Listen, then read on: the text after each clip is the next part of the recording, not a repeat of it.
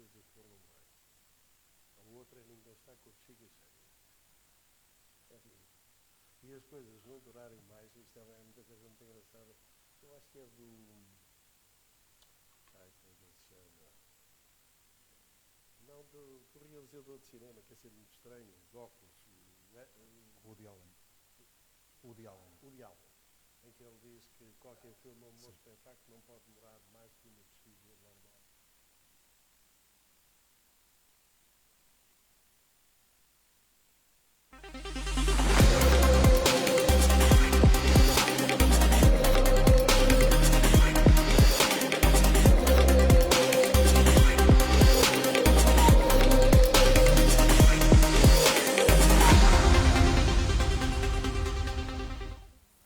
Muito boa noite, sejam bem-vindos a mais uma edição do Nós Leitores. Desta vez estamos aqui na Biblioteca Municipal de Carnaxide. Boa noite aos que estão aqui presentes e aos que nos acompanham online. Como sabem, este modelo nós convidamos personalidades para nos falarem sobre os seus gostos de leitura, os livros que mais os marcaram, são 5, e em contraponto eu trago outros 5 livros que dialogam com as escolhas do nosso convidado. O nosso convidado é alguém muito especial, porque para alguém que é da minha geração, um pouco mais acima, um pouco mais abaixo, a presença do nosso convidado é quase como se eu estivesse a conhecer o Rato Mickey, porque quando eu era miúdo, de manhã antes de ir para a escola, ouvia, e eu como não tenho vergonha na cara, não vou cantar o jingle do Despertar, que ainda sei de cor. E portanto foi uma presença muito forte na vida de todos nós, de manhã, uma forma de fazer rádio que foi revolucionária para a altura e que, com diferentes variações, se manteve ao longo dos anos até hoje. Uma rádio descontraída, com graça, com uma forma de cativar o público e envolvê-lo nas manhãs. Estou a falar de António Sala. Boa noite, António Sala. Boa noite e muito obrigado. É provavelmente a figura mais importante da rádio portuguesa. Já foi condecorado, já recebeu todos os prémios e honrarias possíveis. Tem agora livros novos, livros para crianças, memórias, crónicas. Um dos primeiros livros que eu fiz questão de comprar com o meu dinheiro foi do António Sala, As Anedotas do Sala. Era um clássico. Tinha de ser. Para quem era um adolescente naquela altura, as anedotas ainda funcionavam muito e eram importantes na nossa vida, e de levar para a escola anedotas novas, e portanto foi um livro que me marcou e que ainda tenho em casa, e portanto é uma companhia para todos nós. Então. Não. Então temos de resolver isso. Temos de resolver. E portanto é uma companhia, e eu acho que a maior parte dos portugueses sente o António Sala como alguém da família, porque nos fez companhia durante anos e anos e anos, e era daquelas coisas, 3 coisas certas nos anos 80 na vida de alguém, que eram os impostos, a morte e o despertar. Portanto, era isso que nós tínhamos garantido na nossa vida. António Sala, bem-vindo ao Oeiras. Muito obrigado. Nós hoje temos aqui na biblioteca uma presença muito especial. Temos aqui 5 participantes que vêm do centro Nuno Belmar da Costa e que nos vão fazer companhia. Eu espero que eles gostem da nossa conversa. Já sabem, podem fazer perguntas no final. Em casa, quem nos estiver a acompanhar pode mandar as perguntas através do Facebook, eu vou recebê-las aqui no telefone e junto à conversa. Boa noite. Boa noite e muito obrigado. E muito obrigado a todos, àqueles que nos veem online e àqueles que sacrificam uma noite boa de quinta-feira. Podiam estar a ver o Sporting a jogar ou coisa parecida e preferem estar aqui e falarmos de livros. Eu como benfiquista, acho que fizeram muito bem. Acho que foi uma boa escolha. Eu como professor da religião, não vou comentar. Okay. O meu Papa está mais lá para cima e, portanto, não vamos... Parabéns por ontem, grande Exato. resultado. Aquele golo é uma coisa incrível. Podes falar nisto também aqui? Pode. E vou contar uma coisa extraordinária. Eu, com o meu lugar anual, lá estive a ver o jogo e foi um jogo chato. Mas muito chato. Sim, mas aquele final é incrível, e aquele golo naquela altura. O golo é daqueles de levantar o estádio, é incrível. Não torça a faca, porque aquilo podia ter sido um jogo sem balizas e eu aos 92 minutos com os meus amigos estávamos cansados e dissemos assim, isto não dá mais nada, vamos embora que assim chegamos a casa mais depressa. Estou a sair do estádio e ouço o público a gritar gol. E portanto eu gramei 92 minutos de um aborrecimento e perdi o único momento que valia a pena. Portanto, é uma... Pois é, até o árbitro apitar, até mesmo a final é sempre jogo. É sempre jogo. É mesmo. Diz muito da fé com que eu estou na minha equipa. Acho que faz bem, não deve perder nunca a fé. António, como é que começou o gosto pela leitura? Começou muito cedo. Eu dou graças a Deus ter nascido numa altura em que hoje já ninguém pode viver sem as tecnologias, sem estes aparelhos que nos perseguem, não é? E que nos ajudam e que acabam por ser o suporte para a vida dos nossos dias. Mas eu posso dizer, graças a Deus, eu nasci numa altura em que estas diabetes ainda não existiam.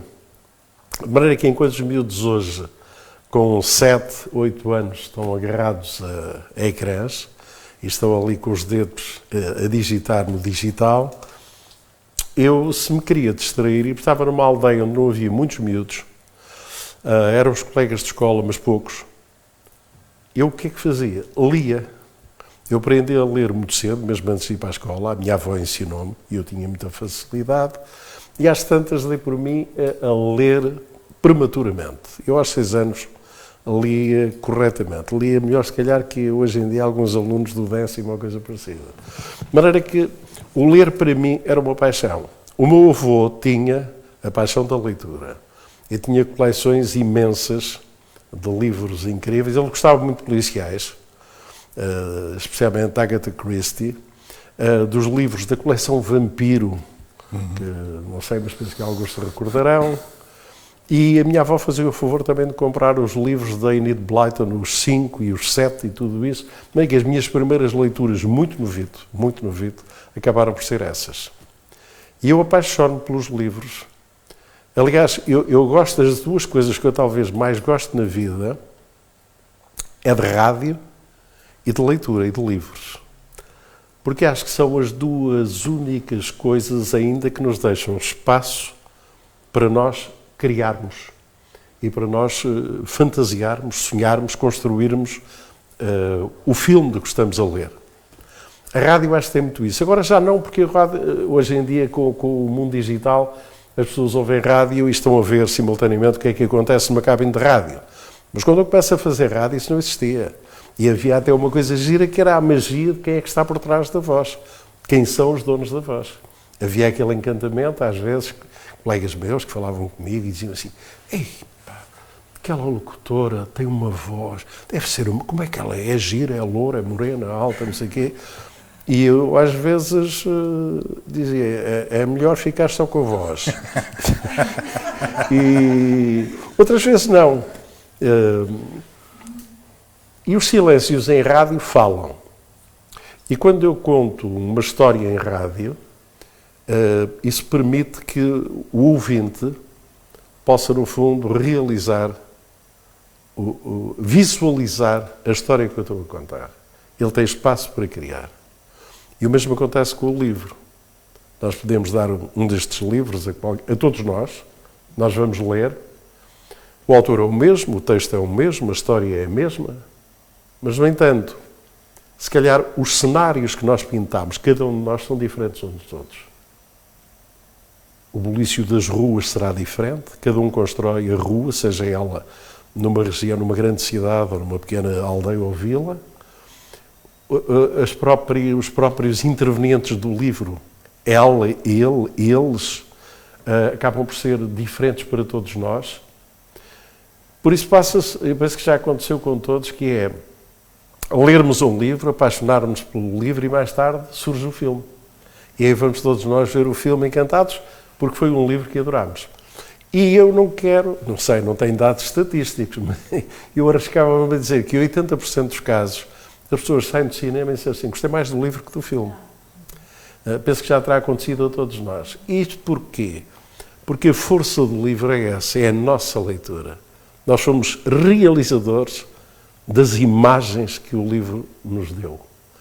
Ao passo que, quando fomos ver aquele filme, é também a leitura do mesmo livro, mas é a leitura de quem o adaptou para cinema, do realizador que imaginou tudo daquela maneira. Todos nós estamos certos, não há ninguém errado no meio disto tudo, mas pode não ser coincidente. Para mim, aquela cidade não era bem assim. Eu vou lembrar concretamente um filme que eu vi, eu gostei muito do livro, porque eu gosto dela, da Isabel Allende.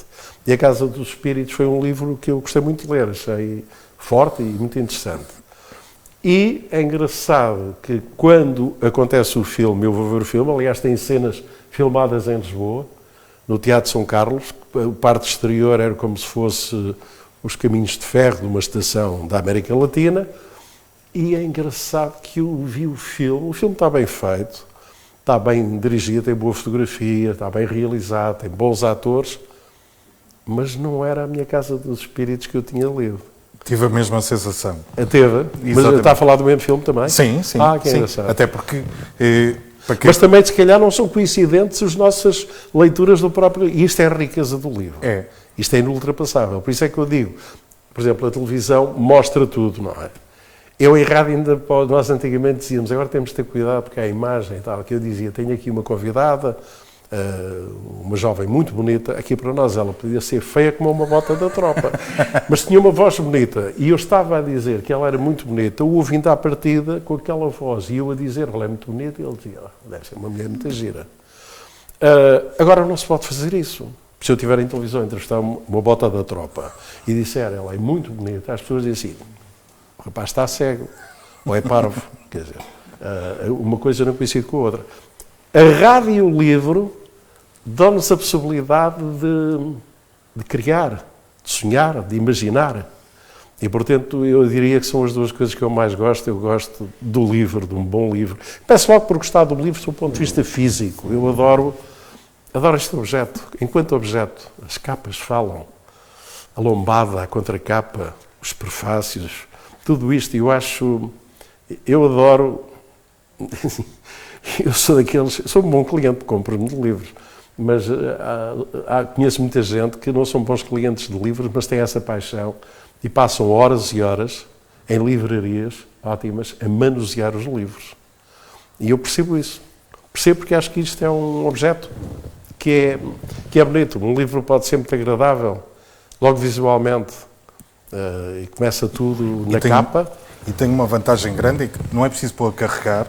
Não, está sempre carregado. Está sempre carregado. E tem outra vantagem, é que podemos voltar a ele várias vezes e é sempre diferente. E uma coisa, e nunca descarrega, nunca preciso carregar, não falta bateria, não falta nada. Tem um único problema, é se quisermos aumentar, temos de levar uma lupa. Mas é a única coisa. Mas pode ser vendido como um extra do livro, e se a pessoa, em vez de fazer assim, pega na lupa e faz assim. Ok. Estamos a fantasiar agora. Há sociedades com outro poder e há países onde há coleções e edições que já são feitas para pessoas com mais idade e que o corpo de letra é maior. Então são edições especiais com uma letra maior para que toda a gente possa manter a experiência e continuar a ler. Mas antes de entrarmos nas escolhas dos livros, dar o exemplo da magia da rádio. A primeira entrevista que eu fiz a sério foi à Olga Cardoso. Que engraçado. E ela marcou a entrevista para a Rádio Renascença, 8h30 da manhã. Isso há quantos anos? Há muitos. 8h30 da manhã, que é para eu aprender que se começa a trabalhar cedo. E eu fui à Rádio Renascença, mandaram-me entrar para uma salinha e de repente entra uma senhora de pijama e robe para dar a entrevista, porque ela vivia por cima. Não, ela vivia por baixo. Os estúdios eram no 7º e ela vivia no 2º, e vive, aliás, ainda é a casa dela, no 2º ou no 3º. Isso acontecia frequentemente. Acontecia porque ela atrasava-se um bocadinho e telefonava, Olga, está quase a acabar o noticiário. E ela vestia um roupão, e qual não foi o roupinho, e ela de roupão lá para cima, e depois aproveitava o noticiário das 8 para vir cá abaixo, para tomar o seu cafezinho e vestir-se, decentemente, e ir de novo continuar o programa. A rádio permite essas coisas todas. Eu cheguei a fazer uma reportagem uma vez, havia um festival em Itália, que era um festival importantíssimo. Numa altura, estamos a falar dos anos 70 ainda, em que a música italiana, bem como a música francesa e até a música espanhola, não era só a música anglo-saxónica que passava muito nas nossas rádios. E havia cantores e cantoras e canções de grande sucesso, italianas, franceses, espanhóis mesmo. E então, eu fui fazer um festival, que era CELB, que era o Festival de São Remo. E no Festival de São Remo havia grandes artistas e aquilo era muito engraçado, porque o festival era aquilo que servia de apuramento para a canção italiana que depois iria ao Festival da Eurovisão. E então eu recordo-me que fiz umas entrevistas num ano, isto terá sido em 1972, 73, com grandes artistas. Eu penso que os mais novos não sabem quem é Domenico Modugno, mas o Domenico Modugno era o homem do volare, cantare, e que era uma estrela cintilante da Itália.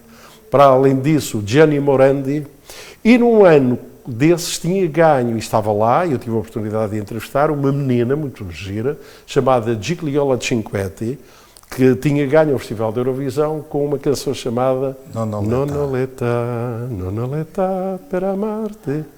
E então eu fiz uma série de entrevistas e telefonei para a rádio, estava no hotel à tarde e disse: tenho aqui uma série de coisas, já montei no gravador, está tudo ok, quando vocês quiserem, liguem-me e eu faço uma abertura e faço a ligação e metemos já estas entrevistas. E eu vou traduzindo simultaneamente. Isto através do telefone. Na altura, tecnicamente, as coisas eram assim.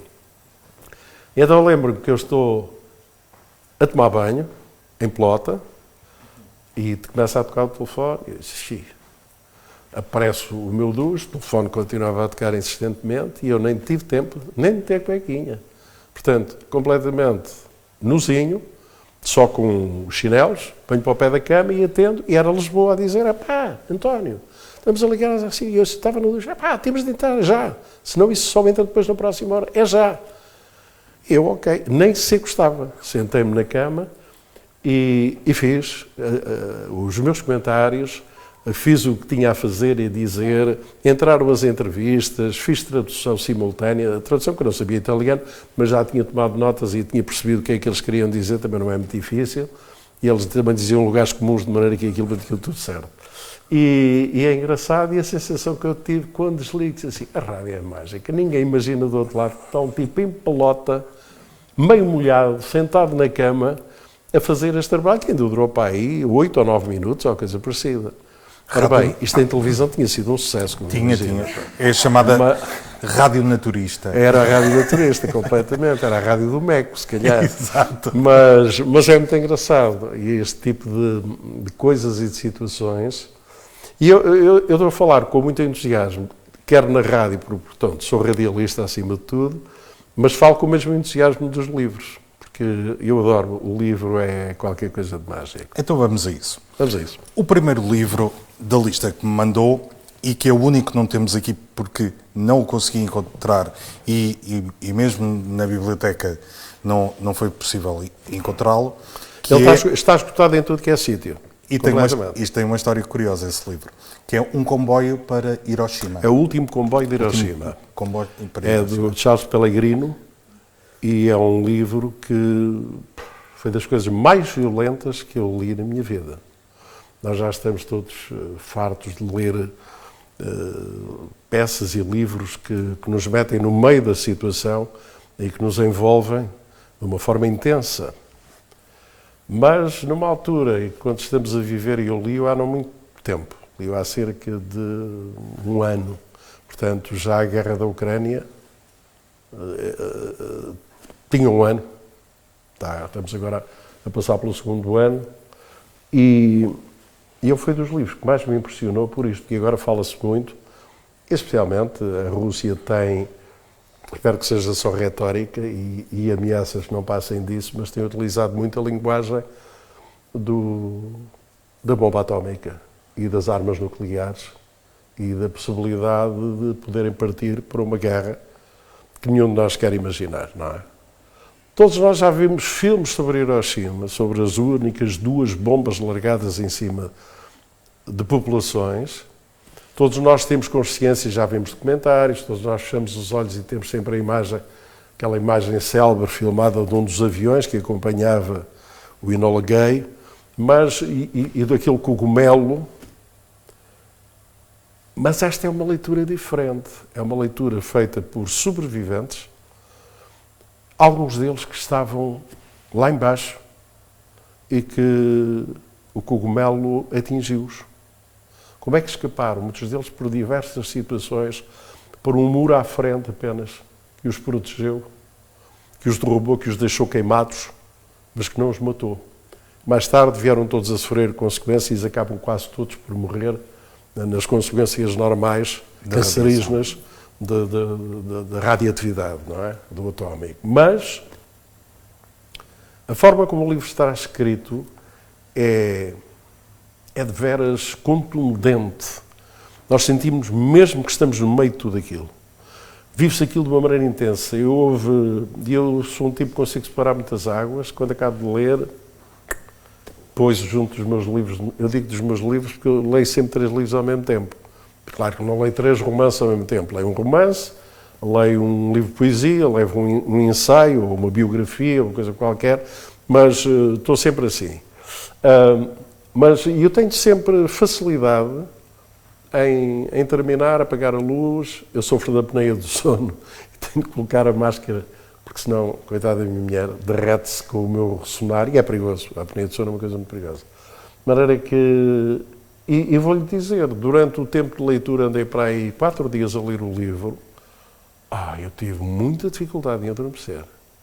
E adormeci de uma maneira muito violenta, não foi nada tranquilo. É um livro curioso, porque é escrito por um antropólogo forense, alguém que vai usando as técnicas que nós muitas vezes associamos, por exemplo, ao CSI, para perceber o que é que aconteceu naquele local, as repercussões que teve, as sequelas que teve, e ele faz uma investigação profunda e muito viva do que foi Hiroshima. Já teve a oportunidade de ler o livro? Não. Sim. E não achou isto que eu estou a dizer? Sim. É muito intenso. É muito intenso e muito envolve-nos violento. de uma maneira que nós terminamos e quando depois ligamos a televisão e ouvimos declarações a dizer que podemos estar à beira, à porta, no limiar de uma coisa dessas. E agora que está toda a gente interessada com o Oppenheimer e os Oscars, é ver o outro lado da história. O filme é como é que é a construção da bomba e todas as questões éticas em torno disso, e depois ir ler o que aconteceu. Depois há 2 coisas no livro que são muito interessantes. A própria história de quem a lança, os pilotos, os homens da navegação, os tipos de altitude, o indivíduo que controla, o tipo que larga a bomba, ou seja, o lado de quem pratica aquilo, pratica do seu ponto de vista operacional, porque eles no fundo são instrumentos de poderes maiores que eles não se podem negar. Ou poder-se-iam negar, mas eles próprios não tinham noção nem conhecimento do aspecto destrutivo que aquilo tinha. Para eles era uma bomba a mais forte de sempre e uma coisa avassaladora. Mas é que aquilo não era só avassalador, nem era a mais forte. Aquilo é a porta do inferno, que nunca tinha sido aberta. Não é? E depois do outro lado, que é aqueles que ali estavam, as famílias, os que sofreram na pele, os que derreteram pura e simplesmente, os que... É um livro incrível. E tenho 2 notas curiosas. A primeira, não sei se sabe, o Charles Pellegrino é o autor da teoria segundo a qual, a partir do ADN retirado de um mosquito, se poderia reconstruir os dinossauros. E ele passa essa teoria, essa ideia ao Michael Crichton, que vai escrever o livro que serve de base ao Parque Jurássico. E, portanto, é deste autor a ideia de que talvez, se tivesse um mosquito no âmbar, se pudesse tirar o ADN e fazer dinossauros. Portanto, é um personagem curioso. Não sei se é uma teoria certa, se calhar não é, acaba por ser um... Se calhar qualquer dia poderá ser possível, não faço ideia. Mas não há dúvida que, apesar de tudo, deu um argumento e uma ideia brilhante para depois aquilo que foi o Parque Jurássico. Exato. E outra coisa curiosa, porque sei que é um autor que gosta muito, há um livro que eu também sugiro, do Haruki Murakami, chamado Underground, e que é sobre os ataques no metro de Tóquio, e em que ele vai falar não só com as vítimas, mas também com os autores do atentado. E, portanto, é uma investigação jornalística sobre esse episódio e é um livro muito interessante. Eu trouxe como contraponto a esse livro, porque ainda eu fiquei feliz que tivesse escolhido esse livro sobre Hiroshima, porque nós, quando pensamos na Segunda Guerra, há agora uma tendência que eu acho que acaba por ser quase pornográfica de costureira de Auschwitz, o tatuador de Auschwitz, e Auschwitz virou uma espécie de palavra mágica para vender papel. E muitos daqueles livros não têm qualidade, são coisas absurdas e que utilizam um drama extraordinário para vender papel. E eu pensei, vou trazer aqui se calhar um outro drama dos dias de hoje e que nos passa ao lado. Eu trouxe este livro chamado Paradise, Fernanda Melchor, que é vencedora do Prémio Correntes de Escritas, foi anunciado na quarta-feira passada. Ela é mexicana e este livro é sobre um jovem que é jardineiro num condomínio privado no México, portanto é um espaço onde os ricos se escondem do resto da sociedade porque não querem ter contacto com a pobreza, e ele trava amizade com um miúdo que lá vive, um miúdo adolescente, que tem como nome o Gordo, e que tem como característica uma coisa que eu não sei se vocês já ouviram falar, que é ele tem uma atração pelas mulheres que não é correspondida e que se transforma em ódio. Hoje em dia, e há uma série de reportagens sobre isso, chama-se isso os incels, que é uma incels. É uma abreviatura de Involuntary Celibataries, ou seja, celibatários involuntários, que querem ter uma relação com uma mulher, mas como são rejeitados, tornam-se muito violentos, têm fóruns... Esse desejo que poderia ser amoroso transforma-se em ódio. Em ódio. Têm fóruns na internet onde dizem as coisas piores sobre as mulheres e o que fariam e que faziam e que aconteciam, e alguns deles, infelizmente, passam à ação. E há grupos cada vez maiores nos Estados Unidos, na Alemanha, em Inglaterra, deste tipo de homens que alimentam um ódio profundo pelas mulheres. E este livro vai viver muito desse ódio crescente que se mistura, por um lado, com a pobreza, por outro, com esta frustração nas relações, e ela vai escrever isto de uma forma muito bruta, quase como uma torrente de pensamento e de consciência. O livro é todo escrito assim, portanto, é pequenino, mas exige alguma concentração para acompanharmos o livro, e ela tem expressões muito curiosas para vocês verem como é que ela é dura na forma como retrata. Ela fala sobre o protagonista, o tal jardineiro, que é um miúdo, e ela diz que ele é feio como uma chapada na cara de Deus. E portanto, é esta forma dela escrever... O termo é incrível. É extraordinário. Este é o livro mais recente dela. O livro que valeu o prémio chama-se Temporada de Furacões, e vale a pena descobrir esta escritora mexicana, Fernanda Melchor. E agora vamos para o segundo livro, Esta é uma boa sugestão. Que é um livro extraordinário, Kafka à beira-mar, do Haruki Murakami, que está há 10 anos tem a minha idade na calha para ganhar o Prémio Nobel, mas se calhar... Também o António Lobo Antunes. Exato, mas se calhar é demasiado popular para que a Academia Sueca lhe deu o prémio. Eu acho que a Academia, por vezes, deixa-se prender... Há um fenómeno com a Academia, em relação aos prémios Nobel, que eu acho curioso, mas pronto. E que acontece muito também em todas as sociedades, nomeadamente na sociedade portuguesa. Há indivíduos com uma qualidade extraordinária, que escrevem muito bem, ou que fazem qualquer coisa muito bem, mas não conseguiram furar e ficam-se por determinados nichos. E então, em relação à crítica e em relação a muita gente, eles são fabulosos, perfeitamente fabulosos. Mas se um livro deles, sem perder a qualidade que ele tinha, nem nada, consegue furar e cai no gosto do público e se torna, por exemplo, um êxito de vendas e popular, para esses críticos, ele já não é o que era. Isto é uma coisa absolutamente terrível, porque dá a ideia e cria-se um ciclo fechado de intelectualidade em que as coisas são boas enquanto o parceiro do meu prédio em frente, vizinho, que é funcionário normal no escritório, coisa no género, não tem conhecimento disso, nem o lê. No dia em que ele lê, que diz que gosta, tem de se fazer um desvio. Aquele já não. E eu acho que a Suécia está a sofrer um bocadinho disso em relação a essas coisas. O Murakami é realmente um escritor super popular. Vende milhões de livros no mundo, é incrível. E eu penso que ele ainda não ganhou um Nobel, tendo a escrita que tem, sendo tão diferente de tudo, tão fora da caixa em relação àquilo que é considerado um escritor normal, se é que existe isso, não é? Que eu acho que tem a ver com isso, e o que o Tito disse é muito certo, o tornar-se popular dificulta depois a atribuição do Nobel. Há quem diga que o realismo mágico que a gente associa aos 100 anos de solidão não existe. O realismo mágico é o Gabriel Garcia Marques e é um livro. Mas há um conjunto de escritores, um pouco por todo o mundo, que são do realismo mágico. E este livro do Haruki Murakami é isso mesmo. É um deles. A minha fuga para a fantasia, por exemplo, quando se lê um livro como o primeiro que abordámos, do Comboio de Hiroshima, estamos a falar de uma realidade brutal que nos toca e de uma coisa que nós sabemos que aquilo é aquilo.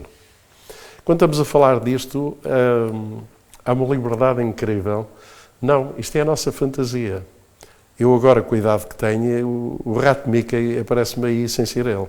Aparece-me em forma de lua, aparece-me na mulher com uma cor diferente, em milhentas coisas. É preciso abrir-nos completamente e deixar-nos levar por aquela torrente, ainda por cima ele consegue fazer uma coisa que, logicamente, é o resultado do seu país, da sua cultura, porque um certo chapéu está muito presente em todos os seus livros, na gastronomia, numa série de coisas.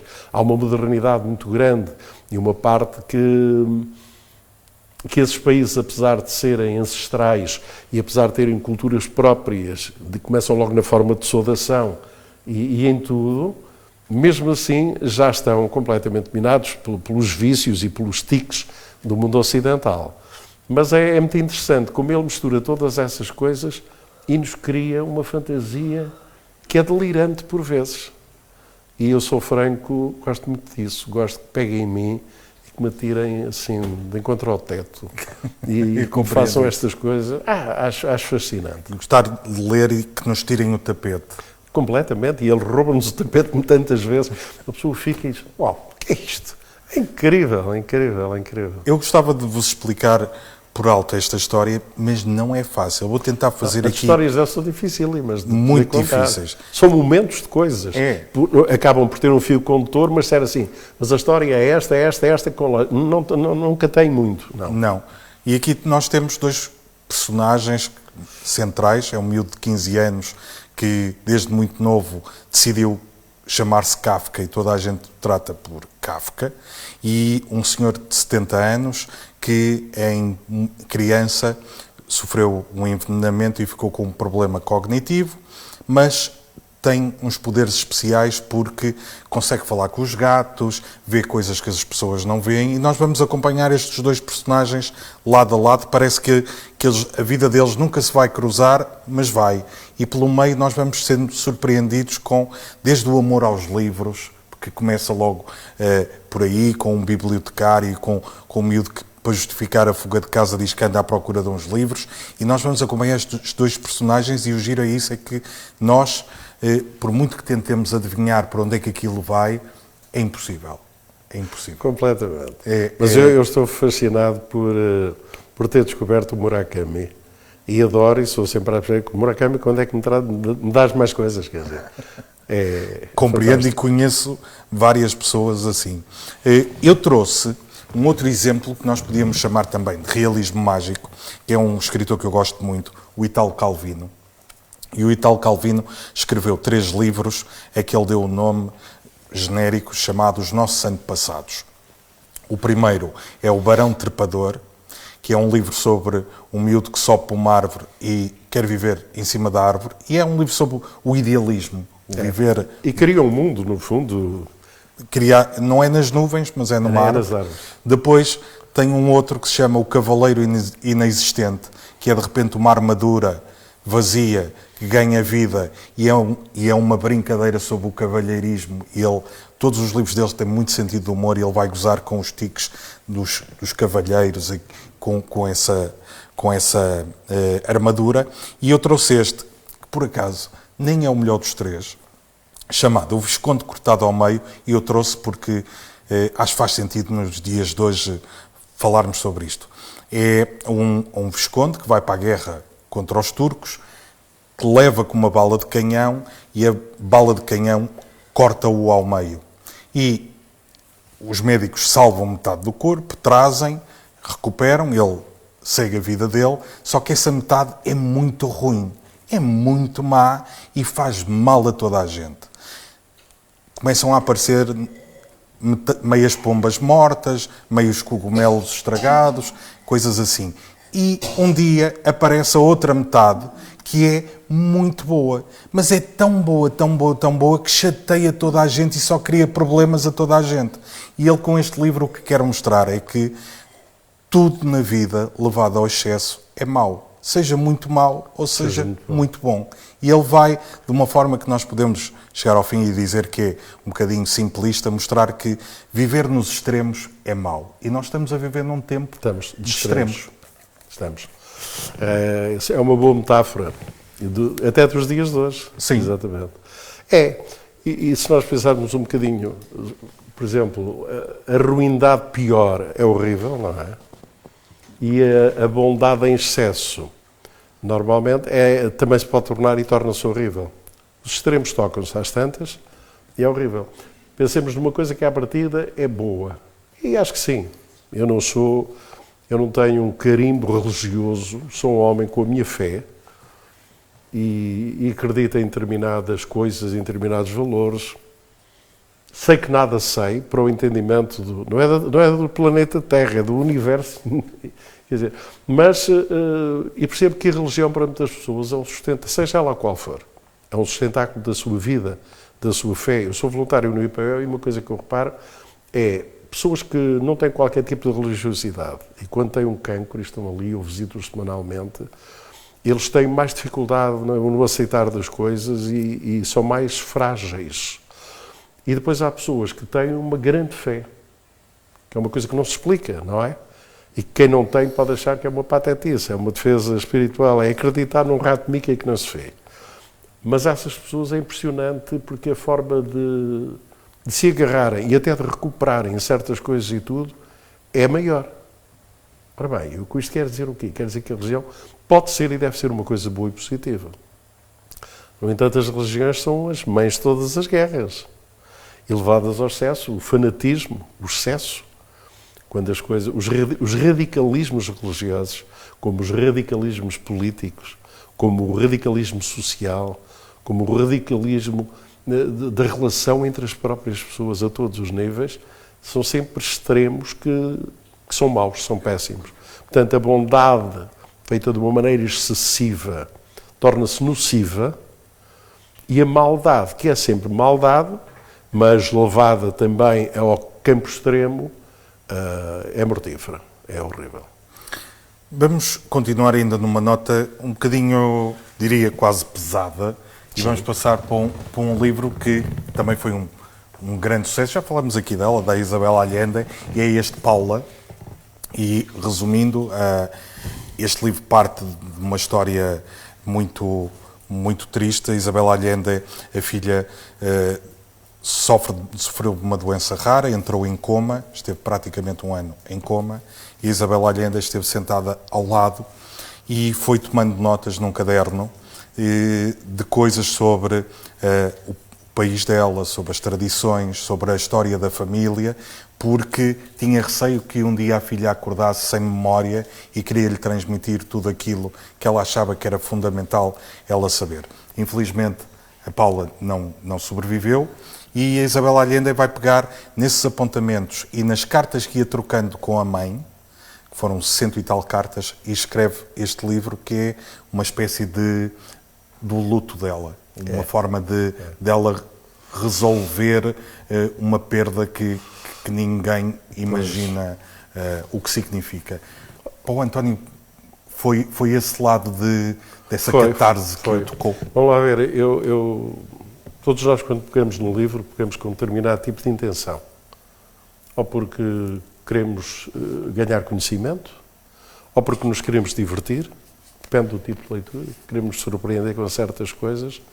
E eu este livro peguei e disse, ok, eu tinha a noção da história em si, do que é que tinha acontecido, e quando começo a ler, eu deixo o papel de leitor, eu deixo de ser o analista da obra que estou a ler e passo a ser pai, que sou pai. E percebi a amargura desta mulher, é uma coisa inacreditável em relação à filha. E nós pomos, às vezes, na pele e no papel disso, eu imagino o que é que seria durante um ano estar com o meu filho, ele está num estado em que não está cá, e eu estou ali, e vou escrevendo coisas na esperança de quando ele acordar, ele não perca o comboio do conhecimento e que eu, pai, neste caso ela, a mãe, porque ela é que escreveu esta obra, lhe passe isso. Foi um livro muito tocante. E eu cheguei ao fim e fiquei muito emocionado. E sempre que recapitulo e penso, é de um dia voltar à Paula. Mas é um livro muito tocante. E eu gosto de coisas que me toquem. E muita gente pode pensar que é um aproveitamento de uma dor. Não é de todo. É uma partilha. É uma partilha, é um testemunho incrível daquilo que se deve fazer, do sofrimento, mas das esperanças que se tem quando se tem um filho ou uma pessoa que se ama numa situação daquelas. E é uma forma dela dizer ao leitor... leitor... Pode haver pessoas que façam essa leitura, não é? Até faz o aproveitamento do estado da filha, mais um livro, e é para tocar corações. Leiam-no e percebem que não é nada disso. Não é de todo. É uma forma que ela também tem de dizer ao leitor que pode estar a sofrer por algo, um momento mau, dizer que não estás sozinho. Eu já passei por isto. Sim. E tu não estás sozinho, e nós vamos ser capazes de ultrapassar e de viver com esta perda, com este momento de sofrimento. E há uma história muito curiosa que vou partilhar, que o António se calhar não conhece. A dada altura, na carreira da Isabel Allende, ela tem um bloqueio criativo e não conseguia escrever nada. Ela tem uma curiosidade. Todos os romances dela começam a ser escritos no dia 8 de janeiro. Sempre. Esse pormenor eu sabia, o que vai dizer não sei. E ela decide, para tentar dar a volta à coisa, vai fazer uma viagem à Índia. Vai fazer a viagem à Índia com uma amiga e estão a passear de carro numa zona rural e passam junto numa estrada e veem debaixo de uma árvore um conjunto, uma dúzia de mulheres sentadas na árvore. E Isabel Allende sai do carro, vai ter com elas, não comunicam porque não falam a mesma língua, mas há ali uma curiosidade, e ela levava uma série de pulseiras nos braços e está ali a olhar para aquelas mulheres e chega ao fim e oferece uma pulseira a cada uma e volta para o carro. E quando está a chegar ao carro, uma das mulheres vem ter com ela, com uma criança no colo, que ainda tinha o cordão umbilical, e dá-lhe a criança para os braços. Ela pega na criança e a mulher vira costas e vai embora. E ela fica apavorada com aquilo e começa a correr atrás da mulher. Entretanto, no carro ia alguém que falava a língua e ela pede ajuda. O que é que se está a passar? Porque é que ela me está a entregar a criança e ir embora? E então ela diz que, para aquelas mulheres, uma filha é uma inutilidade, porque ninguém quer mulheres na Índia. E, portanto, é um peso para a família, e, portanto, ela estava a entregar-lhe a filha para que a filha pudesse ter uma outra vida noutro sítio qualquer. E ela sai dali e cria uma fundação exatamente para ajudar mulheres vítimas de violência. E é uma história, lá está, ela vai tendo, ela é prima do Salvador Allende, toda a vida dela é marcada por momentos muito duros e que ela vai partilhando e transformando isso em coisas positivas. Aliás, os livros dela, que retratam quase todos um bocadinho a situação vivida no Chile e tudo o que aconteceu com a ditadura de Pinochet e com o derrubo do seu tio, não deixam de ser também páginas muito vivas que marcam e que nos ensinam de uma forma diferente o que é que emocionalmente se passou. Não só a questão política, não é só a questão de um governo democraticamente eleito que é derrubado por um golpe de Estado sangrento e militar. Não, é como é que o povo chileno vivia todas estas coisas. Num país que, autenticamente, depois se divide a meio, não é? Se parte, em termos eu não gosto desta simbologia do direita e esquerda, mas ele acaba por acontecer, neste caso de extrema-direita e de esquerda. Eu, ao contrário de muita gente que acha que ela é uma escritora muito comercial e que é uma escritora que se faz valer do nome e do próprio tio e pronto, e na América Latina não há tantos exemplos de mulheres, e há, a escreverem bem, e pelos vistos está aqui um exemplo, não é? Embora o México, bem, é América Latina, de qualquer maneira, é claro que é. Mas eu gosto muito e acho que a Isabel Allende é uma excelente escritora. Nunca ganharam um prémio Nobel, evidentemente, até porque é popular demais e vende muito no mundo. Mas eu acho que ela é fantástica. E este Paula, não digo que seja o seu melhor livro, eu acho que li tudo dela. Até livros infantis que ela tem, 2 publicados e tudo mais, infanto-juvenis. Mas eu gosto imenso dela e acho que ela escreve muito bem e retrata muito bem até uma sociedade que nós não conhecemos muito bem. Eu gostei muito da Casa dos Espíritos e depois do Eva Luna, que é uma Sim, espécie de Mil e Uma Noites, mas latino-americana. É fantástico. É um livro que eu aconselho vivamente a vocês aí em casa e a toda a gente, porque é um livro muito bonito, muito bom. Eu, como contraponto, trouxe um livro que também fala sobre a dor, mas sem redenção, sem salvação, sem superação. Este livro chama-se Fernanda, é do Ernesto Sampaio. O Ernesto Sampaio foi escritor, jornalista, dramaturgo, escreveu no Diário de Notícias e o último trabalho que teve, ele escrevia crítica de teatro no suplemento 1000 Folhas do Público. E ele era casado com uma atriz chamada Fernanda Alves e em 2000 ele despede-se dela em dezembro, porque ela ia para o Porto estrear uma peça, ela vai para o Porto e morre no quarto de hotel, inesperadamente. E o Ernesto Sampaio fica completamente perdido, e estamos a falar de alguém que é fundamental, por exemplo, no movimento surrealista, e ele é um dos parceiros do Cesarini, do Herbert Welder, todas essas figuras, e ele entra num torpor tal e começa a escrever sobre a perda. Este é um livro muito duro, muito triste, porque é só sobre a perda e sobre o amor e a falta que a mulher lhe faz, de tal maneira que ele durou só apenas 1 ano, e quando morre, Cesarini diz, morreu o único homem que morreu de amor na história.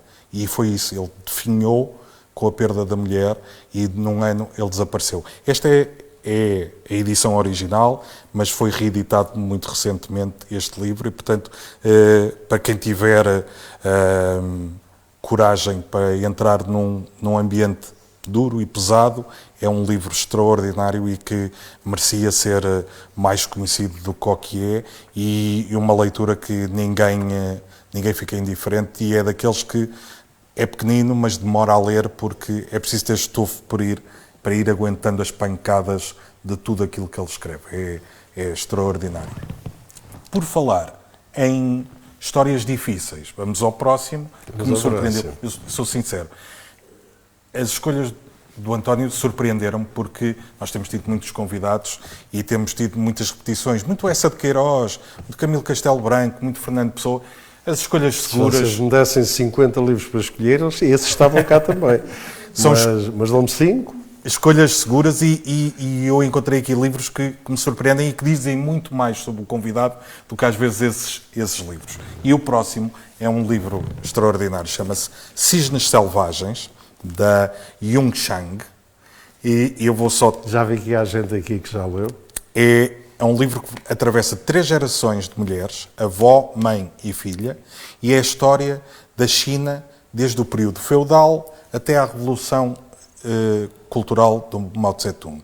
E, portanto, nós vamos acompanhar a parte da avó, na China feudal, que o pai entrega a um general e ela, desde os 2 anos, tem os pés enfaixados para serem pequeninos, os pés tinham 8 centímetros e, portanto, aquelas mulheres mal se equilibravam nos pés, mas achava-se que aquilo é que era bonito.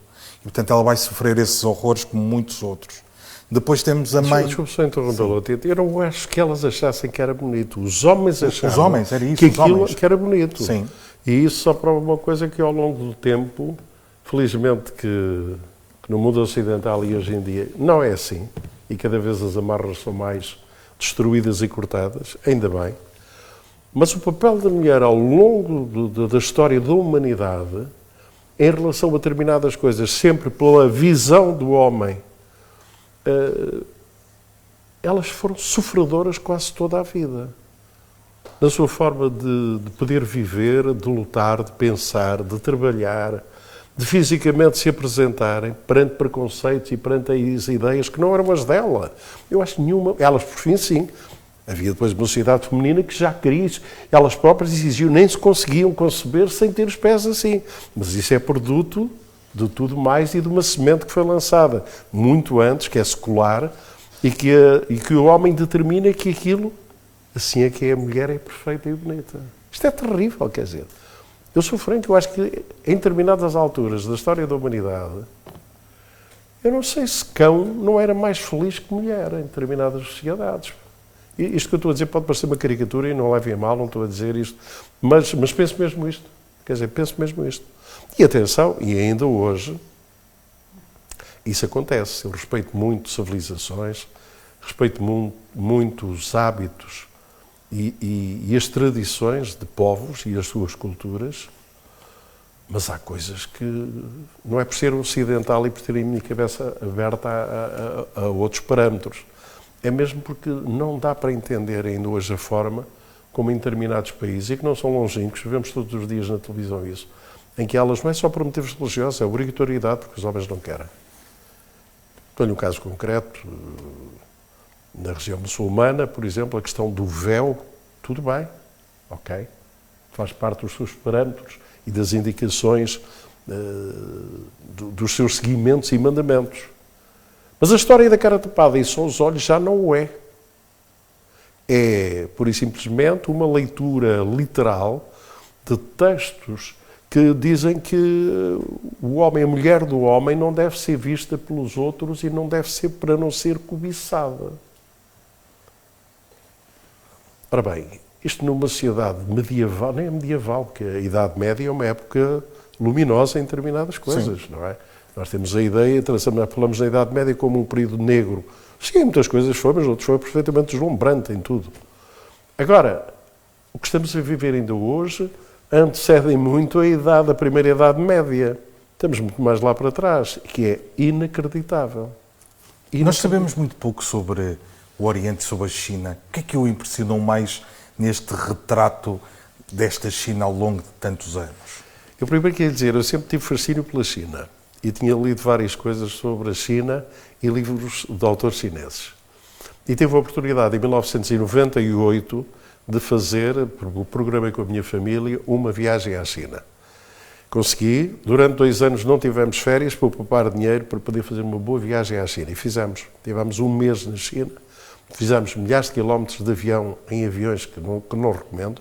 Estamos a falar em 98, a China não é a China de hoje. Já havia subdesenvolvimento, mas e durante o mês andei por ali. Corri China profunda, corri as grandes cidades chinesas e andei por Seca e Meca. Portanto, vi também as coisas que tradicionalmente um turista vê. Fui ver o exército de terracota, estive nas cidades tradicionais, mas o que me impressionou na China é que eu não encontrei uma China, eu encontrei várias Chinas. Quando entrei em Xangai, eu achei que Xangai era uma cidade moderníssima. Era uma espécie de Nova Iorque, feita à medida oriental, mas já com muita ocidentalização e muita coisa. O mesmo em Beijing. Mas depois vamos a Xi'an e as coisas já são diferentes. E depois fui a aldeias e a sítios. Eu fiz, por exemplo, um pequeno cruzeiro de 4 dias no rio Yangtze, o Rio Amarelo. E ainda estava a ser construída aquela que hoje é a barragem das Três Gargantas, que é uma obra incrível e que veio ajudar a China na questão das águas e da eletricidade, uma coisa poderosíssima, é capaz de ser a maior barragem do mundo. E estava ainda na fase de construção. E foi numa altura de grandes cheias, tanto que o cruzeiro que estava para durar 4 dias, durou só 2 dias e meio. Tivemos de parar numa cidade que não tinha nada, nem estava preparada para receber nada nem ninguém. Porquê? E eu vi, nós todos vimos, nas correntes e naquelas águas barrentas que engoliram casas e que naquelas falésias, nós vimos cadáveres a boiar, inchados. Isso nunca mais esqueço. O meu filho ficou chocadíssimo com aquilo, e realmente eram cenas chocantes. E depois chegamos a sítios onde, pela forma dos homens irem investir e tudo, nós temos a sensação que ainda estamos a viver a Revolução Cultural e que Mao Tse-tung ainda está vivo. Mas depois entramos noutros e percebemos noutras cidades que já há uma grande reforma e que a China está a abrir as suas garras para outros, não é para voos, é para arranhadelas diferentes, feitas de uma maneira diferente.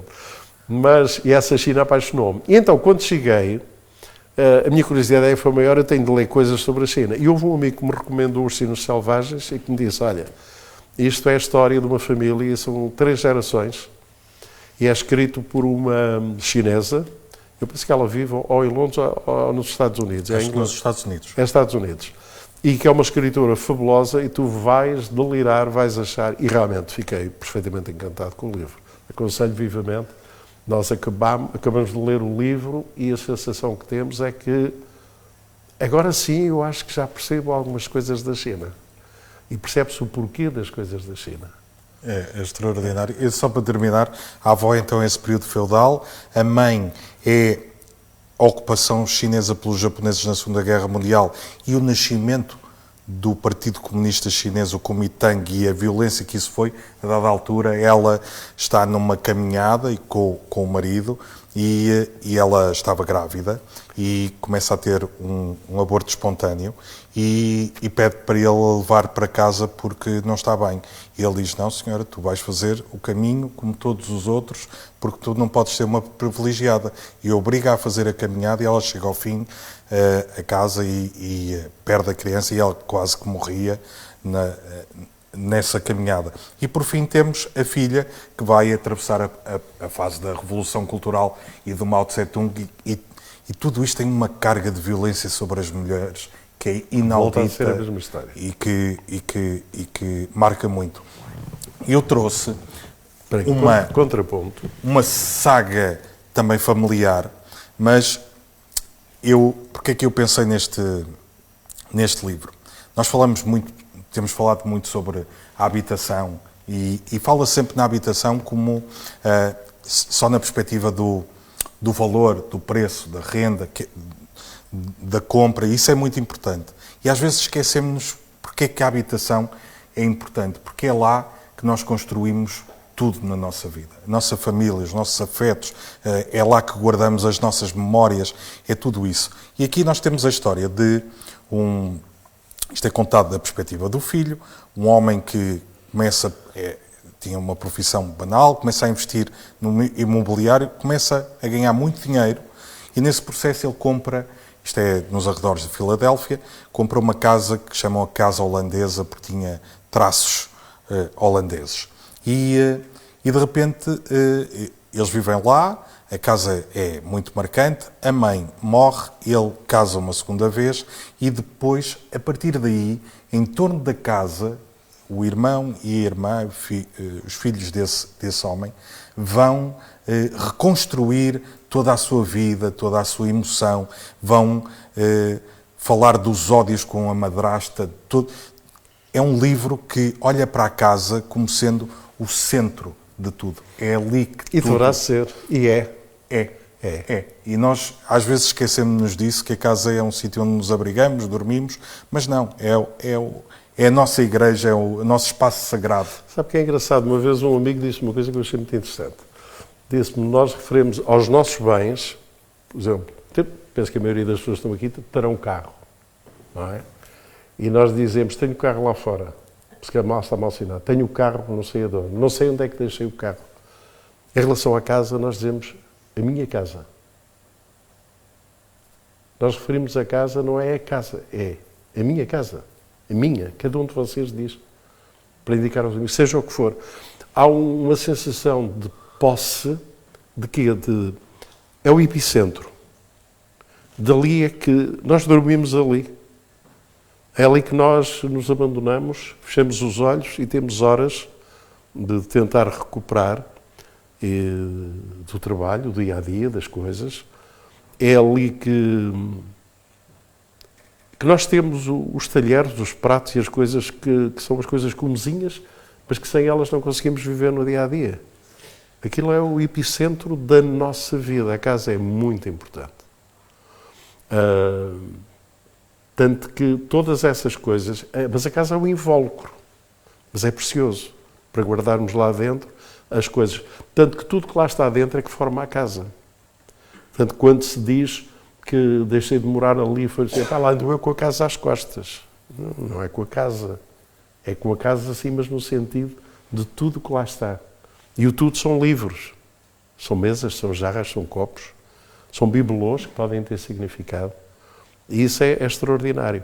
Eu um dia pensei, eu estou a escrever um romance que será para aí o meu 11º livro, e que eu acho que é muito curioso, chama-se Cidade dos Bairros Tristes.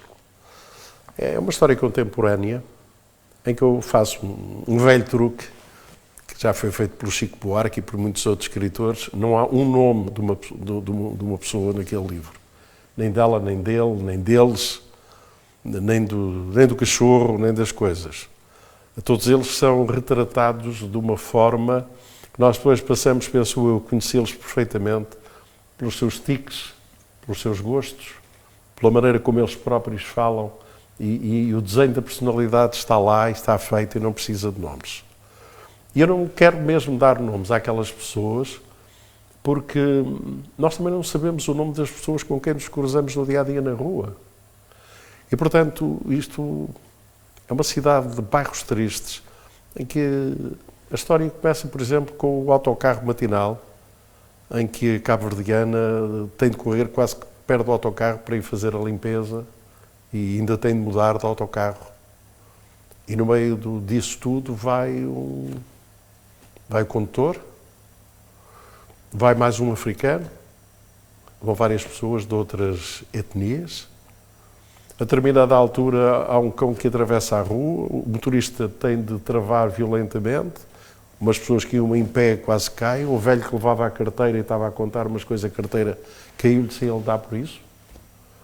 E há alguém que aproveita, mete o pé em cima da carteira e ela vê, mas tem medo de denunciar porque ele olha para ela com o ar de quem diz, se tu falas, e ele arrasta o pé e quando vai sair na paragem, baixa-se, sai e leva a carteira. A rapariguinha do que vai para o cabeleireiro e que detesta aquilo, e o que faz, e tendo andado de autocarro, ela é que é tão gira. Tem um corpo tão giro, tem os lábios tão sensuais, fez extensões tão bonitas. E nós vamos começando, e ao longo de toda a ficção, nós sabemos quem é a miúda do cabeleireiro, mas não sabemos o nome dela. Sabemos o nome do motorista, sabemos o nome da senhora da limpeza cabo-verdiana, sabemos isso tudo, e do cruzamento das suas vidas, das suas histórias, que no fundo são uma luta constante para sobreviver, e pessoas com uma história de amargura, porque todas elas não fazem nada daquilo que gostariam nem que eram os seus sonhos. E eu acho isso muito interessante, porque só há um refúgio que todas elas têm em comum. Embora sejam diferentes. Um é num bairro assim, outro é num bairro social, outra é num dos poucos bairros de lata que ainda existe, que é a sua casa. E a sua casa é o seu refúgio de todos eles, de uma forma diferente, nestas vidas que se cruzam sem nome, numa cidade de bairros que podem parecer assim, assado, que a única alegria que têm é os miúdos ainda a brincar na rua. Mas já não é tão alegre como isso e a coisa termina, os miúdos andam a brincar na rua, mas é às guerras e a simular com armas que se matam uns aos outros, e diferente sequer do que no nosso tempo nós brincávamos aos polícias e ladrões. Porque nós fazíamos numa sensação de que havia um lado bom e um lado mau. Os ladrões seriam maus e os polícias seriam bons. No tempo atual e nestas guerras são todos maus. Eles só se querem matar uns aos outros. E porquê? Para defender o quê? O nada. Porque sim. Sim. De maneira que, por isso é que eu estava a dizer, a importância e a história da casa, isso agrada-me muito. A casa. E nós muitas vezes... Já agora, espero que tenham ficado com um bocadinho de apetite para quando o livro sair daqui a um ano ou coisa do género, o comprarem, está bem? E nós pensamos muitas vezes, o flagelo dos sem-abrigo que está a crescer em Portugal, não é só a questão do conforto. As pessoas pensam muito ao frio e dormem no chão e tudo mais. Não, é porque é uma vida vivida pela metade. Porque a casa é a intimidade, a casa é a memória, a casa são os afetos. E uma pessoa que vive sem intimidade, sem afetos, sem memória, é uma vida, nem é pela metade, é por menos da metade. E isso deve nos preocupar, a questão da casa. E agora vamos para um livro que não é um livro, são três. São três. Que se chama... Isso foi talvez o livro mais importante e que modificou a minha vida, esses três livros. Os Subterrâneos da Liberdade, do Jorge Amado. É a fase comunista do Jorge Amado. Exato. Numa fase da ditadura do Brasil. E para mim é muito importante, eu tinha um amigo, já que não está infelizmente, mas um amigo que vinha saber mais tarde, e ele fazia parte mesmo do Partido Comunista, e esteve no exílio, e quando ainda não estava legalizado em Portugal o Partido Comunista, ele era um elemento ativo, e que eu só vim muito mais tarde a saber. E nós éramos muito amigos. Eu sabia que ele era um homem de esquerda, nós tínhamos discussões acesas, porque eu não estava propriamente situado na mesma ideologia, no mesmo local em que ele estava em termos de concepção da sociedade, mas respeitávamos muito um ao outro. Mas tínhamos discussões engraçadas e muito interessantes. E ele um dia diz-me assim, olha, atenção, convém dizer que estamos a falar de 1969. 69, sim. 69 para 70. E ele diz-me assim, olha, vou-te emprestar 3 livros, tu nunca vais perder, mas vais fazer uma coisa, não os podes levar na mão, pá. Só podes levar na mão porquê? Pá, não podes levar na mão. Mas são livros de quê? Jorge Amado. Eu disse, não podes levar os livros de Jorge Amado? E ele diz, não, pá, faz uma coisa. 3 sacos, alguma coisa, não, pá, faz uma coisa, nem que não seja, mete dentro da camisa, levas um de cada vez. Vou-te dar o primeiro volume, esconde isso e não mostres isso a ninguém. Lê, pá, mesmo lá em casa, tens visitas em... Eu disse, não tenho assim grande coisa, tenho uns amigos, mas lê isto. Então, porquê? Porque eram livros perfeitamente proibidos em Portugal. A trilogia dos Subterrâneos da Liberdade só mais tarde é que começa e é vendida em Portugal. Era um dos livros que a censura tinha pura e simplesmente abolido. No fundo, conta-nos a história do Brasil de então e da falta de liberdade, e os subterrâneos dessa liberdade é exatamente os elementos do Partido Comunista Brasileiro nas suas atividades contra o regime, neste caso até o regime militar. E é engraçado que eu não era um indivíduo politizado em nada, ainda hoje não sou muito, mas quero ser ativo na minha vida e tenho as minhas preocupações em termos de posicionamento social e político, mas estes livros foram um autêntico murro no estômago para mim. E levaram-me para uma realidade, tanto que eu no fim de os ler, e depois quando fui desenvolvendo um a um, eu disse, olha, conseguiste pôr em mim o conhecimento político das coisas que eu não tinha, agradeço-te isso muito, e fiquei perfeitamente fascinado com isso. Só não conseguiste conquistar para o Partido Comunista, pá. Mas tirando isso, o teu objetivo em termos de consciencialização daquilo que é a vida social e de como deve ser a sociedade para ser mais justa, tu conquistaste-me absolutamente.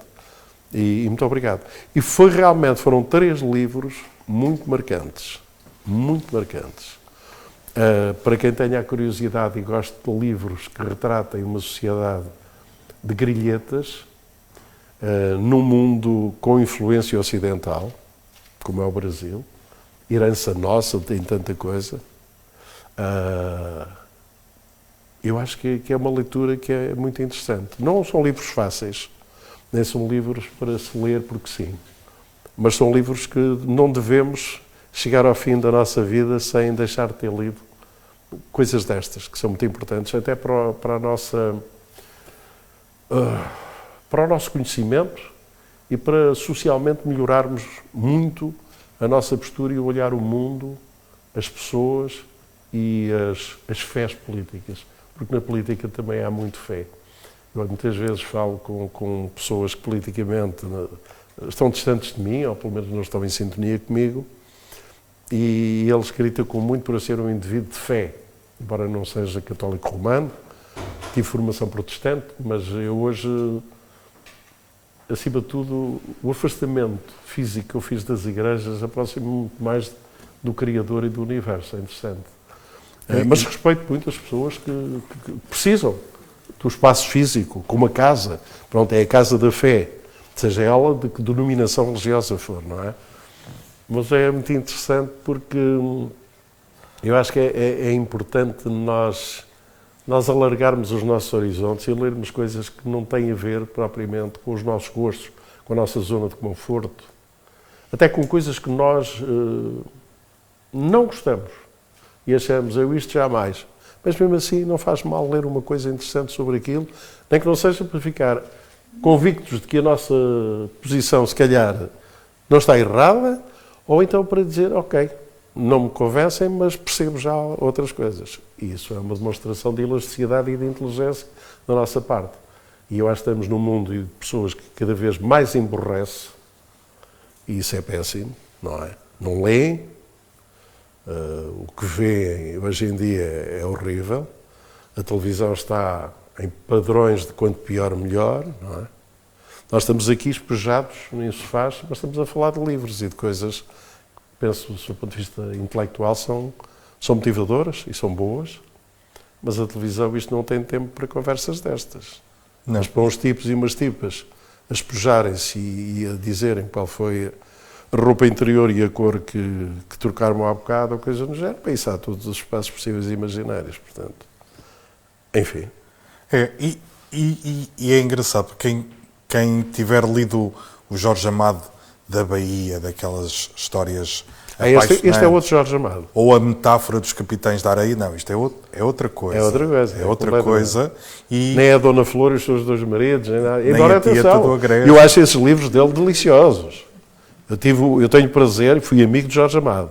Conheci o Jorge Amado, estive com ele meia dúzia de vezes, de uma forma até intensa. Quando foi a comemoração dos meus 40 anos de carreira, ele deu-me o prazer e a honra de ser a presidente da minha comissão de honra dessas comemorações, foi a doutora Maria Barroso, uma pessoa por quem eu politicamente não éramos iguais, mas porque eu tinha grande apreço e tinha muita admiração, e era uma senhora extraordinária. E o Jorge Amado fez parte da minha comissão de honra também.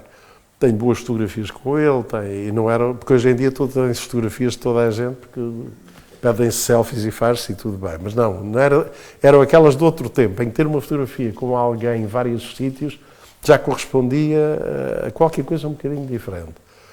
E portanto, ele e a família, ele escreve a sua isto mulher e tudo. Mas na isto é extraordinário. Pois é, exatamente. Ele teve que fugir do Brasil. Ele fugiu primeiro para a França e depois foi para a Checoslováquia. Ele não sei se esteve também na União Soviética e depois foi para... Creio que não. Na Checoslováquia, sim. Ele teve depois de fugir de França para a Checoslováquia, é lá que ele escreve, e é curioso porque todos nós somos pessoas diferentes ao longo da vida, e ele, já numa fase muito adiantada, ele não gostava destes livros. Dizia que estes livros não eram bons, mas que tinham servido uma coisa, que era ensinaram-lhe a escrever um romance. E, portanto, que sem estes livros não tinha havido a Tieta do Agreste. Claro que sim. Mas ele também é por outra razão que ele dizia isso. Ele dizia isso porque, vamos lá ver, ele foi militante comunista. E fez parte integrante, e era um homem do Partido Comunista Brasileiro. E, entretanto, a radicalização do próprio Partido Comunista, para um homem que, no fundo, se nós depois lermos a obra dele, é um homem de liberdade, ele começa a mudar muito, e a determinada altura ele muda completamente o seu fuso em relação às suas orientações políticas. e torna-se um homem sempre defensor de um socialismo em liberdade, mas deixa de ser o comunista ortodoxo. E ele aí retrata-se, e todos estes livros são escritos ainda pelo comunista. E, portanto, ele, a partir da altura em que se desfaz desse mundo e em que começa a perceber e vai a países de leste e percebe como é que as coisas funcionavam e tudo mais, ele tenta criar um afastamento e tudo. E estes livros, muitas vezes, eram-lhes atirados como és uma espécie de traidor à causa, e isto e aquilo.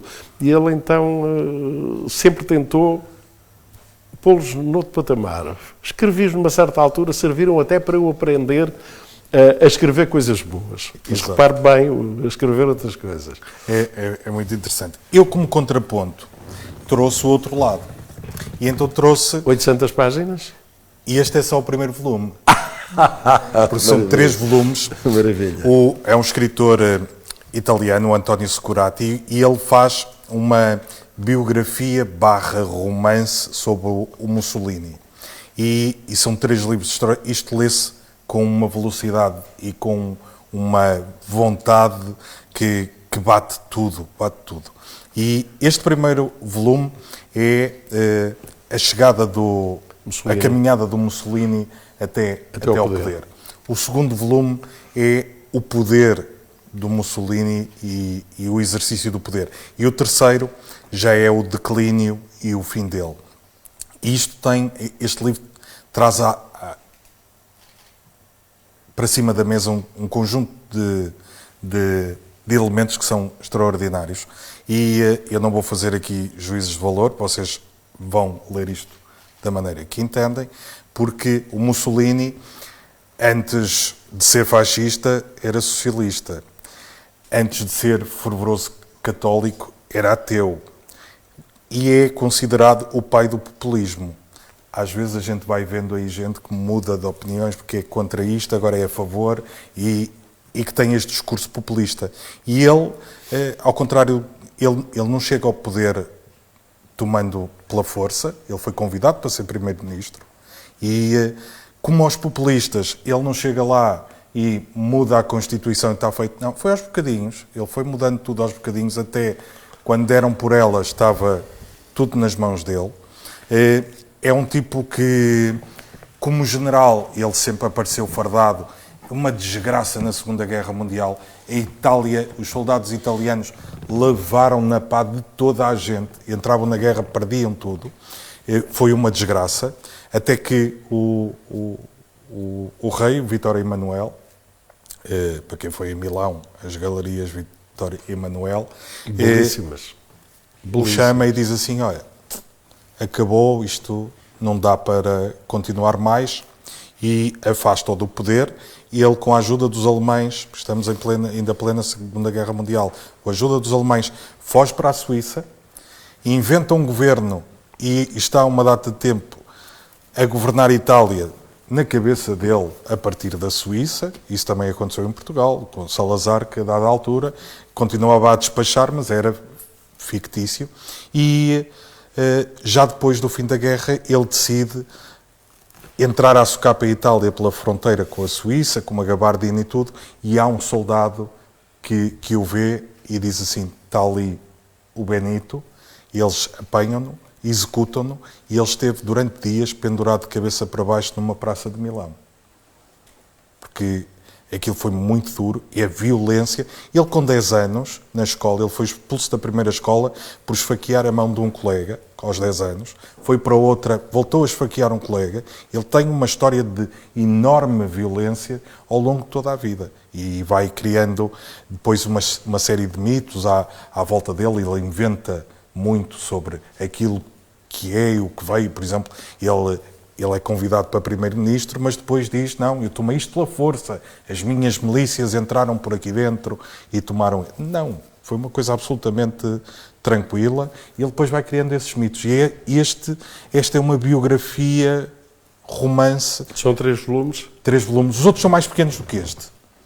Mas também não me assusta nunca. Não se intimidem, porque vale cada página, e num tempo em que nós começamos a ver gente um bocado esquisita, um pouco por todo o mundo, a acenar com coisas extraordinárias e é tudo para todos e é tudo facilidades. Ler a história de um populista, do pai do populismo, ajuda a perceber o que é que nos pode esperar. Olhando para os Estados Esperemos Unidos... bem que não. Olhando para os Mas Estados olhando para os Unidos, Estados Unidos, assusta. Assusta muito. É possível um maluco chegar ao poder. É. Então, estamos a chegar ao fim. Questões. Alguém quer colocar alguma questão? Não se inibam. Eles querem-me ver pelas costas. António, quantos anos fez o despertar? O que não percebi? Quantos anos fez o despertar? Quantos anos houve de despertar? O despertar já existia antes de eu chegar. Só que começava às 7h30. Era o despertar às 7h30. Era feito pelo Fernando de Almeida e ia das 7h30 até às 9 só. Depois, quando eu começo no programa, consigo fazer com que comece logo a seguir ao noticiário das 7, recua, e portanto o despertar acontece entre as 7 e depois consigo esticar até às 10. E que no fundo acabou por formar aquilo que são os horários tradicionais dos programas da manhã, que hoje até já são diferentes, porque hoje já começam muitos deles às 6 da manhã e vão até às 10. Mas na altura 7, 10 os hábitos eram diferentes. Mas foi assim, e foi durante... Comigo esteve quase 20 anos, comigo e com a Olga. Ela no Porto, eu em Lisboa. É engraçada a história, porque quando a direção de programas me diz, António, foram-me buscar à RDP, porque eu fazia o programa da manhã da atual Antena 1. E eles fizeram-me um convite, eu pensei. Achei que era um grande risco e uma grande aventura. Porquê? Porque na altura... A Renascença era a terceira estação, na ordem da audiência era a terceira estação do país. Em primeiro lugar era destacadamente o Rádio Clube Português, que é hoje a Rádio Comercial. Portanto, era o Rádio Clube Português que discutia o primeiro lugar com a antiga emissora nacional, que depois é a RDP. E a Renascença era a Crónica Terceira. Aparece um homem lá com uma visão diferente, que foi o Engenheiro Magalhães Crespo, na altura ainda era bastante novo, e ele começa a pensar em coisas... E ouvia o programa da manhã da Antena 1, RDP1 na altura. E fazem-me um convite. E eu comecei a pensar, eu disse, meu Deus, isto é assim, eu estou numa casa que discute o primeiro lugar, que tem quase 3.000 funcionários, em que eu tinha todas as mordomias, eu queria fazer qualquer iniciativa, qualquer coisa, e os bens necessários para isso surgiam com facilidade. Eu vou pôr uma casa que é a terceira, que tem uns estúdios no Porto, uma coisinha pequenina, e que em Lisboa tem uns estúdios que ocupam o segundo esquerdo de um prédio da Rua Capelo, ao lado da Casa do Algarve. A Casa do Algarve é daquelas casas típicas, aos domingos tinha bailes e um conjunto a tocar. O conjunto, quando tinha bateria, e cada vez que o baterista carregava no bombo, havia uma cabine que ficava perto do outro lado e os discos saltavam. Mas quer dizer, aquilo era uma coisa assim. Eu pensei, o que é que eu vou fazer? Mas depois perguntei, tenho carta branca, posso fazer, tenho certas ideias, assim, eles disseram, à vontade, faça aquilo que achar que pode fazer. E em relação a meios para fazer isso, vamos esforçar para lhe dar o mais possível. E pronto, assim foi. E então eles disseram, olha, há no Porto uma senhora que costuma entrar de manhã, que tem 3 intervenções por dia. Uma numa hora, outra noutra, durante um minuto e tal, para dizer como é que está o tempo no Porto, como é que vai o trânsito, e uma curiosidade, uma coisa parecida. Chama-se Olga Cardoso, eu não a conhecia pessoalmente, e uns 5 dias ou 6 antes do programa começar, eu telefono para a Olga. Só Olga. Sou eu. Olá, António, prazer também. Blá, blá, blá. Tivemos aí 45 minutos ao telefone a falar. E eu achei-a extremamente simpática. Ela tinha uma voz muito fresca, uma gargalhada muito franca, muito agradável. É verdade. E então, a determinada altura, eu quando estava no fim do telefonema, eu sou muito assim de repente, de instinto. E digo-lhe assim, Olga, vamos fazer uma coisa. Você tem 13... eu estarei pronto. Vamos fazer uma coisa. Esteja sempre com os auscultadores, prontinha para ligar o microfone, leve meia dúzia de discos que gosta, não quero saber quais são. E sempre que eu queira, vamos fazer um bate-papo e eu falo consigo. E ela, isso é muito giro, e acha que resulta? Sei lá, vamos ver. E então assim foi. E aquilo resultou tão bem e tão harmonioso que as próprias pessoas muitas punham em dúvida, mas ela não está ao pé de si, mas ela está no Porto, você está em Lisboa. E achavam que era um casal. Havia coisas que eram giríssimas. Por exemplo, há um dia, eu lembro-me disto perfeitamente, em que eu toco uma canção da Rita Lee, que partiu ainda há pouco tempo. Uma canção muito gira, eu não me lembro, mas era muito dançável. Uma coisa assim. E eu ponho o disco e depois ligo o microfone e digo: Olga, vamos dançar isto, vamos, concede-me esta dança. Consigo, e o disco ia tocar. E eu disse: então vamos lá. E ela: pronto, já estamos nos braços um do outro. E depois o disco e a Rita ali a cantar. De vez em quando, depois a Olga, a determinada altura, diz assim: Sala, você desculpe, mas você já me pisou 2 vezes, quer dizer, você não é grande dançarino e tal. Só Olga, desculpe, não vai acontecer, mas estou a aprender e tal.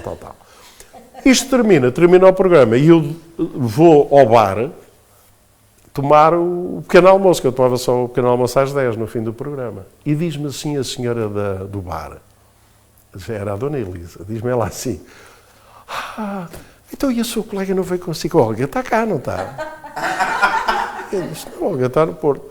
Então ainda há bocado vocês estavam a dançar um com o outro e tudo.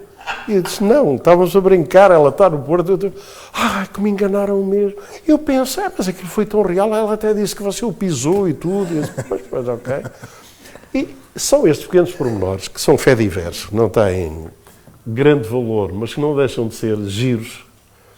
As pessoas de manhã, porque atenção, quando pego, por exemplo, no programa da RDP, ainda é na altura, pego no programa em 78 ou 77, e as manhãs era uma coisa muito complicada, faziam-se mesas redondas durante a manhã, e só se tocava música de intervenção e tudo mais, ou seja, as pessoas acordam para ir para o trabalho, e o que leva a uma mesa redonda a discutir sobre um tema político, uma coisa qualquer. E por sempre estávamos em fases ainda com muito eco e com muito rastro da Revolução. Mas há horas para fazer determinadas coisas. Nem as pessoas, aliás, havia a falta de senso de perceber uma coisa. Uma mesa redonda é uma coisa que tem de demorar algum tempo. A abordagem dos temas tem de ser feita de uma maneira serena, em que se vai ouvindo um, ouvindo outra coisa. De manhã não há tempo para isso. As pessoas de manhã, raros seriam só aqueles que ouviam das 7 às 10. São casos esporádicos. A dona de casa que está em casa e que pode fazer isso. Eu tinha gente que dizia: ouço todos os dias. E eu disse: então, olha, ouço entre as 8h15 e eu não sei o quê, que é quando estou a chegar ao emprego, no carro. Outras eu ouço em casa das tantas às tantas, depois tenho de sair para não sei o quê, já não ouço. Eu tinha plena consciência, hoje em dia sabe-se tudo por estudos, que se mandam fazer, então na altura não tínhamos dados nenhuns. Tínhamos a intuição e aquilo que íamos percebendo, falando com as pessoas, recebendo cartas das pessoas. E então acontecia isto que era muito engraçado. E então eu digo: Olga, vamos fazer isto. E depois o facto, eu sou do Benfica, a Olga no Porto é do Porto. Nós tínhamos um repórter que era excepcional, que era o Carneiro Gomes, o Joaquim Carneiro Gomes, que era sportinguista. O repórter do Norte era bufesteiro. E tudo isto parece que não, mas acabou por criar uma espécie de puzzle que se une, que se junta, e com que faz que o país, que era um país que andava muito nervoso, comece a sentir que durante aquelas manhãs havia uma certa, como uma panela de pressão que deixa escapar assim um bocadinho da pressão que se vivia. E, portanto, escandaliza muita gente, porque eu faço parte de a rádio até aí era muito formal. Era uma rádio que tratava o ouvinte por estimado ouvinte, senhores rádio ouvintes, caríssimos ouvintes. E eu sou um tipo que quebro com isso. Eu começo o programa da manhã e falo como falo com vocês aqui e digo: olá amigos, bom dia. Tanto que um dia sou chamado à administração e você acha que toda a gente que ouve é seu amigo? Olá amigos. Você tem a ouvir, de certeza, pessoas de todos os estratos sociais, mas também tem pessoas e eu disse: ok, mas olha, a sintonia não é obrigatória. Ninguém deve ouvir rádio com uma pistola apontada a dizer: ouve este ou ouve aquele. É uma coisa que se escolhe livremente, não é? À partida, se um indivíduo escolhe estar ali, a não ser que seja masoquista, é porque gosta. Minimamente, eu acho que ele é um bocadinho amigo. Pronto. E toda essa, digamos, mudança e esse entendimento de como é que eu queria fazer as coisas acaba por resultar de uma maneira que eu próprio não esperava. Quer dizer, ultrapassa em tudo. Eu, na altura, nem tinha consciência. E depois houve outra coisa que foi importante. Foi trazer a rádio para a rua. A rádio estava hermeticamente fechada dentro de cabines. Eram programas de cabine. De vez em quando uma estação de rádio fazia anos, fazia um espetáculo no Teatro Monumental ou no Coliseu, ou coisa do género. E eu digo, não, eu quero levar isto, quero ir ao encontro das pessoas. E o primeiro despertar ao vivo que eu faço em grande, escolho. Há uma certa leviandade na minha juventude e nas minhas escolhas. Eu escolho o Porto e a Avenida dos Aliados às 7 da manhã para fazer das 7 às 10 uma emissão de rádio, em palco gigante. E a minha administração e o diretor, eu lembro, chamou e disse assim, António, você não precisa que eu lhe ensine, mas é assim. Você tem a noção da grandiosidade daquele espaço. Nem que você tenha lá 10 mil pessoas, aquilo vai cheirar a pouco e é um fracasso. Isso é aquela velha teoria. Uma sala que leva 5 mil, se estiver com 5 mil pessoas lá dentro e ainda 1000 cá fora, é um êxito monumental. Nem cabiam. Ficaram cá fora não sei quantos. As mesmas 6 mil pessoas, se for num sítio que levava 15 mil, aquilo foi um fracasso de todo tamanho, nem meio estava. Você corre um grande risco. E eu só, para aí 2 dias antes, é que eu comecei a não dormir bem, a dizer assim, e nunca tinha experimentado. E disse, o que é que eu meti? O que é que vai ser? E quero-vos dizer uma coisa, é incrível. No dia do Despertar ao Vivo no Porto, na Avenida dos Aliados, às 6 da manhã havia mais de 30, 40 mil pessoas depois. Parecia que o Porto tinha ganho o campeonato. Como? Parecia que o Porto tinha ganho o campeonato. Parecia que o Porto tinha ganho o campeonato. Nesse ano, não sei se ganhou, mas é capaz de ter ganho, porque eram os anos loucos e doidos do seu Porto a ganhar campeonatos, é verdade. Mas eu acabo por ser... Eu estou no olho do furacão, não é? Como se costuma dizer. Eu acabo por não ter bem a noção de tudo o que estava a acontecer e da importância que aquilo tinha. Mais tarde, sim. E agora, calmamente, olho para trás e digo assim, ui, espera aí, isto realmente foi... E reparo, hoje em dia é muito fácil juntar pessoas. Redes sociais, faz-se não sei o quê, até para fazer, como é que se chama, manifestações ou coisas do género, aquilo é reúne-se as tropas e vamos em frente. Na altura não havia nada, quer dizer, eu batia à porta de um jornal e dizia, nós daqui 15 anos fazemos, podem publicar uma noticiazinha. Ok, e lá o fazia. A televisão não trabalhava de manhã, a RTP era a única estação que nós tínhamos, ainda nem havia os 2 canais, só havia um. E a emissão começava, não sei se lembram disso, os mais velhos lembram-se, terminava à noite, tocava o hino nacional, aquilo fechava para obras, e à 1 da tarde ou ao meio-dia recomeçava as emissões. A rádio nisso não tinha concorrência. Estava... mais barato é da escola. Pois. De maneira, quer dizer, é absolutamente incrível a força que a rádio naquela altura tinha. Era muito mobilizadora. António, temos mesmo que fechar. Já ultrapassamos tudo. Vocês metem-se com fala baratos e depois é sempre... Ultrapassamos. Eu só deixo aqui uma nota, porque nós temos um... Olha, eu gostei muito de estar aqui. Gostei muito obrigado. Foi... Ainda tenho aqui uma pergunta de alguém lá em casa que mandou, que é o Otávio Ré, a perguntar porque é que os livros estão cada vez mais curtos, com menos páginas, se é um sintoma da literatura moderna. Eu acho que não. Às vezes é um sintoma da falta de força das editoras, que não podem arriscar, às vezes, a publicar livros destes, porque um fiasco num livro destes custa muito. E às vezes, quando se aposta em autores que não se sabe muito bem, melhor começar por livros mais pequenos e ver, porque a perda não é tão grande. António, foi um prazer. É um ótimo conversador. Muito obrigado a todos. E há uma coisa que muito obrigado. Há uma coisa que eu tenho a certeza. Não seria o comunicador que é se não gostasse tanto de ler. Isso portanto... pode crer. Não sei o comunicador que sou, mas aquilo que sou acho que devo muito a professores que tive, fantásticos, que me influenciaram em muita coisa e fundamentalmente nos livros. Muito obrigado a todos que estão cá e estão em casa a acompanhar-nos. Foi um prazer estar convosco e nós vamos voltar brevemente com outra conversa e outro convidado para falar sobre os livros que não podem faltar na nossa biblioteca. Muito obrigado a todos e boa noite. Boa noite a todos.